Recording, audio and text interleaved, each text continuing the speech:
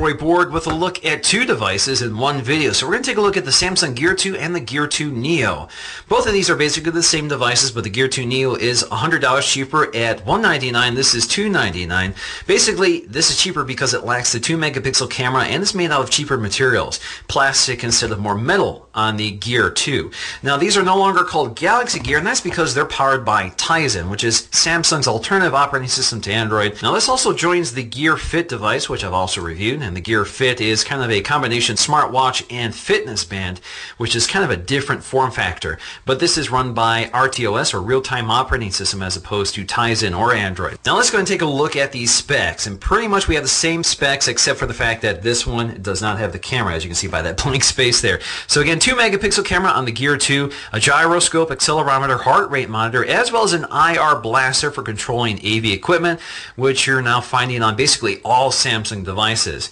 We have Bluetooth 4.0 low energy. We have a 1.63-inch Super AMOLED display, 320 by 320 resolution, good for 227 pixels per inch. This is also IP67 certified, meaning that you can submerge this in water for up to 30 minutes, under 3 meters of water, up to 3 meters of water. It's also dust resistant, so it's just like the Galaxy S5. Now, both of these devices have the same 300 milliamp hour battery, which is good for about 2 to 3 days of normal use. And unlike the Gear Fit, this also includes a microphone and built-in speaker, so you could answer your phone calls directly on your watch. Now, the Gear 2 and the Gear 2 Neo are available in a wide variety of colors. So as you can see here, I have the black Gear 2 and the gray Gear 2 Neo.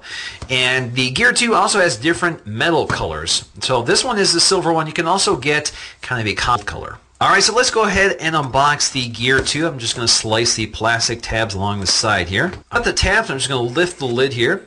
So there is our Gear 2. So we have a little tab here to open up. So we have our Samsung branded power adapter with this fixed micro USB charging cable, so you can't remove it. And then we have our charging cradle, and that's because this does not have a micro USB charging port. Instead, you have this little adapter here, which keeps the device thinner and waterproof. Now on the left side we have our paperwork, so we have our health, safety, and warranty guide. Not a lot of interesting information there.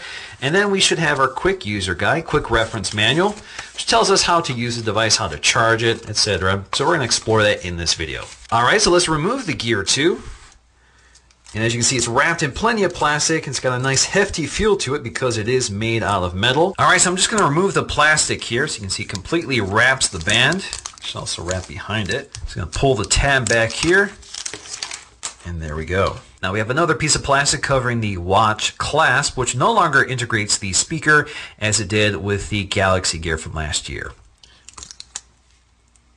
Now before we take a close look at the design and features, I just want to boot it up. So I'm going to press and hold the new power button, which is now in a more traditional home button sort of orientation as opposed to the side button on the Galaxy Gear from last year. As you can see, the button was along the side.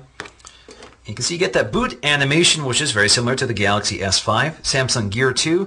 Now to connect your Gear, first download the Gear Manager via the Samsung App Store on your mobile device. Now the Gear 2 is compatible with about 20 Samsung Galaxy devices, including the GS5, which it launched with. Now as soon as I wake up my GS5, it automatically detects the presence of the Gear 2 watch, so I can go ahead and select OK to activate the pairing sequence. So right now the first thing it needs to do is install the software. I have already downloaded the Gear Manager, which again you can do from the App Store. Now I just need to pair my Gear 2 to my phone, so I'm going to click OK here. Click OK. Now the first order of business is to update the firmware on the Gear 2, which you'll be prompted to do once you pair your device. Alright, so there we go. We have the Gear 2 ready to be used, and we have our Gear 2 Manager for adjusting the settings and features. Now, next up is the Gear 2 Neo. You just have to cut the plastic tabs here, lift the lid, and there we go. The Gear 2 Neo, this is the kind of gray color. It is mostly plastic. We don't have the metal finish of the Gear 2. So there we go. We're going to set that aside for just a minute. Now, as you can see, we also have a white USB power adapter as opposed to the black one. I'm not sure if that's indicative of the color or not, but as you can see, white with a charging cable. And then we have our cradle, which is color matched to the color I chose here, so that kind of mocha color. There we go. And we also have our paperwork, which is basically the same as the full Gear 2. Alright, so let's go ahead and peel the plastic off here. We have another tab here inside. There we go. And we have another piece of plastic to peel off the metal clasp on the watch band. Alright, so let's take a close look at the design and the materials they're using on the Galaxy Gear 2. As you can see, it has this nice metal faceplate, which looks a little more premium than the plastic construction of the Fit and the Neo, so it looks a little more professional. This is very similar to the Galaxy Gear from 6 months ago. As you can see, it also had a metal faceplate, and they've redesigned it. You can see the screen is the same size, but otherwise the watch band and the faceplate have been redesigned. So as you can see now, we have a home button as opposed to just a sleep-wake button along the side. You can also see that the camera module has been moved. So instead of being integrated into the watch band, it's now integrated into the watch face, which means that you can now replace the watch band. In fact, if you look along the side profile, you'll see that the watch band is now modular on the Gear 2 as opposed to integrated on the Galaxy Gear. Now the Galaxy Gear also integrated the speaker into the watch clasp. That has been moved to the watch body on the Gear 2, which allows them to slim down the clasp considerably. Now taking a look at the watch body, as you can see it's plastic, but it does integrate our speaker, and it has a little friction fitting here for the charging cradle. That friction fitting is also on the other side right here, just like we see with the Fit. We also have a single microphone down here, which of course has to be waterproof for the IP67 certification. That also goes for the speaker. Now on the back we'll find a heart rate monitor, just like on the Fit and the Neo. This will measure your heart rate during exercises, and of course there is a dedicated app for measuring your heart rate. Now there has this nice textured finish. It looks pretty high-end. On the inside you'll find this ribbed pattern, which makes it a little more comfortable to wear on your wrist, so it allows your wrist to breathe. Now the clasp itself has also been redesigned. It's a little simpler. So as you can see, it snaps into place like so.